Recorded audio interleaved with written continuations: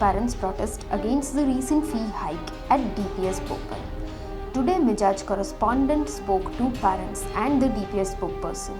Let us see what they have to say about fee hike. यहाँ पे हमारा जो प्रोटेस्ट जो आज से 10 दिन पहले शुरू हुआ था उसी के मामले में हम लोग आज यहाँ पे इकट्ठे हुए हैं। जो पेरेंट्स का ओरिएंटेशन चालू है अलग अलग स्टैंडर्ड का, हम लोग सिर्फ यही चाहते हैं कि हम लोग पीसफुली हम सारे पेरेंट्स को अपना मैसेज फॉरवर्ड कर रहे हैं और हम ये प्रोटेस्ट क्यों कर रहे हैं और किस चीज़ों को लेके कर रहे हैं और हमारी डिमांड्स और कंसर्न क्या है उसकी अवेयरनेस देने के लिए हम आज यहाँ पे इकट्ठा हुए हैं। આ પ્રોટેસ્ટ ખૂબ જ દુઃખદ ઘટના છે। 8-10 પેરેન્ટ્સ અત્યારે અમારાથી દુઃખી છે। અમે એમને મનાવવાનો પ્રયત્ન કરીશું અને શાળા શૈક્ષણિકના કાર્યમાં અમને મદદ કરે અને એમના બાળકોના વિકાસ માટે મદદ કરે એવા અમે તમામ પ્રયત્નો આચરીશું। मैं उन्मेष जी से बस और स्कूल के मैनेजमेंट से यही कहना चाहूँगा कि वो लोग 18 मार्च को दोपहर को 3 बजे क्या सो रहे थे जब स्कूल के बाद 500 पेरेंट्स थे, तब तो आके ये स्टेटमेंट नहीं दिया, ना ही कोई जवाब दिया।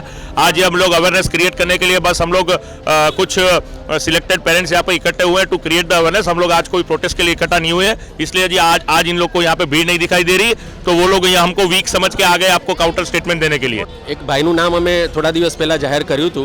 અનૌપચારિક રીતે અમારી પાસે એવી માહિતી છે, આશીષ કણજારિયા જે એક વેબ પોર્ટલ ચલાવે છે અને એમના દ્વારા અમુક પેરેન્ટ્સને મિસગાઈડ કરી અને આ આખી વસ્તુને આગળ વધારવામાં આવી છે અને શાળાના શૈક્ષણિક કાર્યને બગાડવામાં આવ્યું છે। कि आज की डेट में अगर कितने भी पेरेंट्स अंदर बैठ रहे हैं, मुझे आप आज मुझे ये बताइए कि उसके अंदर पेरेंट्स जितने बैठे हैं उसमें से चेक किसने इश्यू की है, कितने लोगों ने चेक आपको इश्यू किया है उसमें से, और वो पेरेंट्स जो अंदर बैठे हुए उसका मतलब ये थोड़ी है कि वो हमारे साथ प्रोटेस्ट में नहीं है। જેમાં મહદઅંશે એ લોકો નિષ્ફળ ગયા છે। આપ અત્યારે જોઈ રહ્યા છો કે 8-10 પેરેન્ટ્સ અત્યારે સ્કૂલમાં હાજર છે, જ્યારે 800 પેરેન્ટ્સ અંદર પોતાના બાળકનું રિઝલ્ટ લઈ રહ્યા છે।